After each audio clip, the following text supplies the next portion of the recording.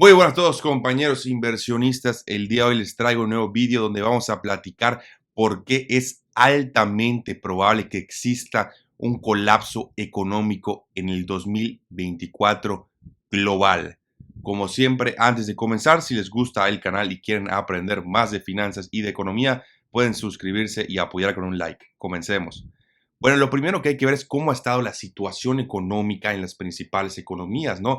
¿Qué ha pasado con su crecimiento económico, con su GDP específicamente? Y vemos una tendencia bastante interesante, donde vemos que algunas economías se han mantenido específicamente como Estados Unidos, China, más o menos, ahora te vamos a platicar por qué, pero otras han estado empezando a tener un decrecimiento económico, ¿no? Una especie de recesión. En el caso de la Unión Europea vemos que ha tenido un decrecimiento del menos 0,10%, que no es significativo, pero bueno, es un crecimiento. Mismo caso con Japón, menos 0,7%, Alemania menos 0,1%, India se ha mantenido bastante fuerte, United Kingdom 0%, es decir, no ha crecido ni decrecido.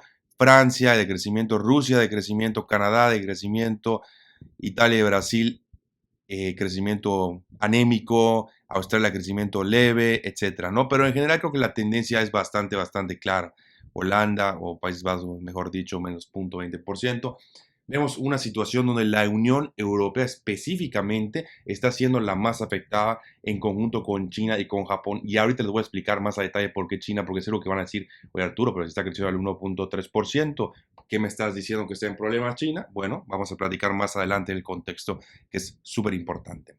Pero ahora, ¿qué ha pasado con Japón? Japón ha tenido bastante complicado, ¿no? Y no solo en el último año, sino en general en los últimos 5 o 10 años, ¿no? ¿Qué es lo que ha pasado? Que, bueno, ha tenido un problema poblacional que vamos a ver más adelante y esto ha generado que crecer su economía sea altamente complicado, ¿no? Específicamente vemos cómo en los últimos 2 años ha tenido un crecimiento bastante anémico y ha tenido bastantes trimestres donde el GDP ha decrecido de manera importante, ¿no? Específicamente, el último dato fue un decrecimiento que nos tomó por sorpresa a varios del menos 0,7%, ya que se esperaba algo un poco menor, ¿no? Del menos 0,4%.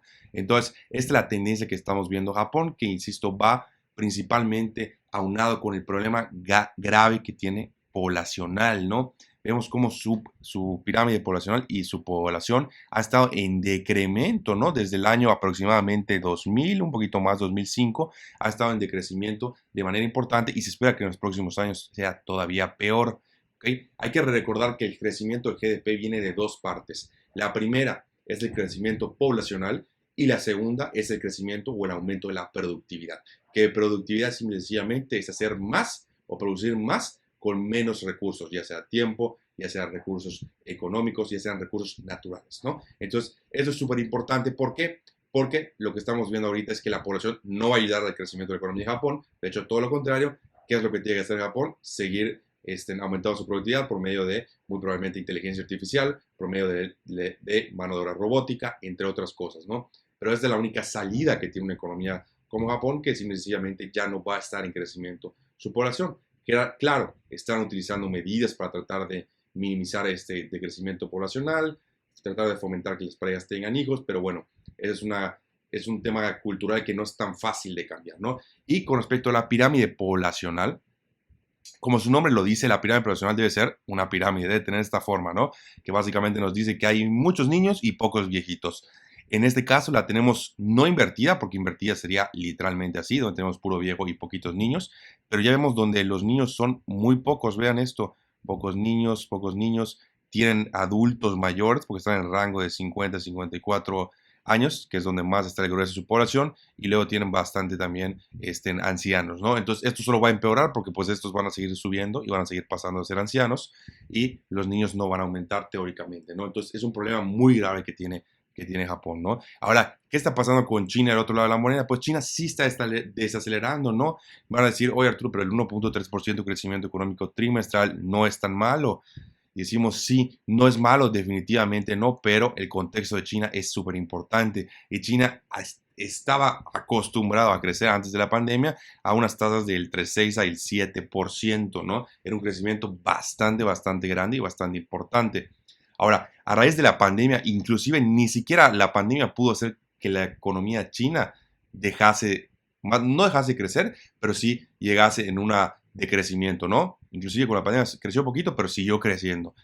Luego, después de la pandemia, tuvimos una recuperación súper importante, el 8.1%, y el 2022 fue un año bastante trágico, con un crecimiento de apenas el 3%. Ahora, ¿qué es lo que se espera este año y los próximos? Que el crecimiento continúe en ese 3 o 4%, que es una desaceleración súper importante para el tamaño de la economía china, insisto, para el contexto de lo que estaba creciendo la economía. La realidad es que por varias razones es altamente probable que los mejores días de crecimiento de China hayan estado o estén ya en el pasado, ¿no?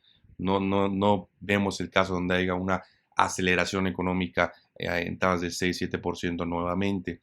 Ahora, su pirámide poblacional está mejor que la de Japón, pero pues tampoco es una pirámide poblacional ideal, ¿no? Vemos como la base igual está, cada vez hay menos niños, está tiene una forma rara la pirámide, mucho grosor en el centro y poco en los ancianos y en los niños, ¿no? Entonces, eso también es importante. Este año, 2023, fue el primer año en la historia donde la población de China ha decrecido, ¿sí? Están oyendo bien. Por primera vez en la historia decreció la población, ¿no?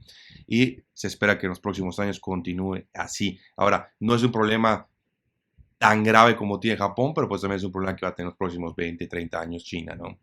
Ahora, aunado a todo esto, China está teniendo un problema muy importante actualmente, que es la deflación, ¿no? La deflación sencillamente es lo contrario de la inflación, ¿no? Si la inflación significa que las cosas cuestan más, la deflación significa que las cosas cuestan menos. ¿Ok? Ahora tú me vas a decir, oye Arturo, estás loco, está buenísimo eso, ¿qué tiene de malo? Bueno, el problema es que la deflación es porque se crea, ¿no? Ese es el problema principal. Y la deflación proviene de un fenómeno en donde las empresas no están vendiendo lo suficiente y se ven obligadas a recortar los precios. Te voy a decir, buenísimo. Sí, el problema es que no termina ahí el ciclo, ¿no? Al recortar los precios y tener las utilidades todavía menores, se ven obligados tradicionalmente a recortar personal, ¿no? Eso se desemboca en desempleo. Mayor desempleo desemboca en menos consumo, menos ventas, más despidos. Se vuelve un ciclo vicioso bastante consternante y no es fácil de salir, ¿no? Hay que recordar que las economías ya tienen un playbook o un librito de qué hacer, por así decirlo, cuando hay inflación, pero no existe un librito de qué hacer cuando hay deflación, ¿no? O sea, no tienen las medidas para saber cómo salir de este problema. Ahora en China, pues si vemos en los últimos meses, dice 0%, menos 0.3, 0.1, 0%, menos 0.2 y una aceleración al menos 0.5%. Ahora, todavía no es algo grave, importante, ¿no? No es algo grave, pero pues sí es algo que puede empeorar y si llegas a empeorar específicamente, si empezamos a hablar de una deflación del menos 1, menos 2% anual, se empieza a complicar la cosa de manera importante, ¿no? Y vamos a ver qué librito o qué jugada va a tener China para poder tratar de salir de este problema. Hay que recordar que si tenemos la historia como ejemplo, la deflación la vimos a raíz o después, mejor dicho, de la Gran Depresión de 1929 en Estados Unidos. Ahora, ¿cómo salieron de esto? Bueno, les tomó 10 años donde el crecimiento económico prácticamente fue nulo, donde la tasa de desempleo fue de 40-50%, una brutalidad, y donde no hubo, insisto, aumento de riqueza de ninguna parte en Estados Unidos, ¿no? Entonces, aguas es un problema que se puede salir de control y se puede volver un problema de 10-15 años, ¿no? Como pasó en Estados Unidos. A lo mejor no tanto, vamos a ver si pueden salir del problema, o a lo mejor sencillamente no se llega a tal magnitud, claro. Ahora, China está en varios problemas, ¿no? No solo es esto que estamos platicando, además hay que recordar que específicamente tiene un problema gravísimo en el sector del real estate, en el sector de los bienes raíces, donde básicamente el 80% de todos los bonos de las empresas constructoras está en default, para que tengan una idea. Es una brutalidad esto. ¿Qué significa esto? Que las empresas no están pudiendo pagar sus deudas, las empresas constructoras, porque el sector de bienes raíces le está llevando la tostada. Hay que recordar que en China habría un montón de especulación en este sector e inclusive habían varias, lo que le llamaban ciudades fantasmas, que eran construcciones o apartamentos o casas que estaban construidas, pero que nadie las vivía, porque simple y sencillamente la gente las compraba para especular, ¿no? Era la manera que tenía el ciudadano promedio para invertir, porque pues no tiene tanto acceso a otros medios de inversión, como es la bolsa de valores, como es en comprar dólares, por un ejemplo, que realmente no es inversión, pero bueno, puedes diversificar, etcétera, ¿no? Entonces, se veían obligados a utilizar, más bien a invertir en bienes raíces, y esto generó una burbuja marca diablo que a raíz de la pandemia y un poquito después, pues está completamente reventando. China está haciendo todo lo posible para controlar la situación, pero no es algo fácil, ¿no? No es algo fácil lo que ha sucedido. Y esto aunado hay que recordar que en el peor timing de la historia que se les pudo ocurrir, hace 2 años se les ocurrió empezar a meter más regulaciones a sus propias empresas tecnológicas, básicamente fregándoles el crecimiento, y obviamente esto genera que la economía de China esté todavía en más presión económica. De hecho, específicamente acá Moody's, que es una calificadora, bajó el rating, no bajó el rating, ¿no? Lo que bajó más bien fue el outlook, ¿no? Que lo pasó de un outlook estable a un outlook negativo, ¿no? Ahora el rating sigue siendo de A1, que sigue siendo un muy buen rating, pero normalmente lo que hacen las agencias calificadoras es primero bajan a negativo para luego bajar la calificación, ¿no? O sea, primero siempre bajan a negativo, después bajan la calificación. No significa que van a bajar la calificación, pero existe alta probabilidad de que suceda, sobre todo si las cosas siguen así como están, ¿no? Está habiendo debilidad en todas partes, ¿no? De hecho, igual si vemos acá las exportaciones de noviembre crecieron apenas 1.5%, que esto para China no es nada año con año, ¿no? No es nada.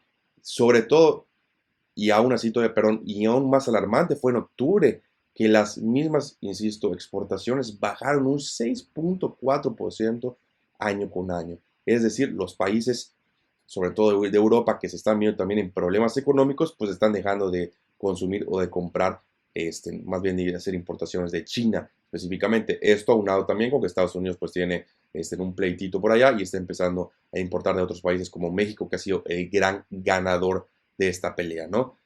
También, por otra parte, las importaciones cayeron 1.6% anual.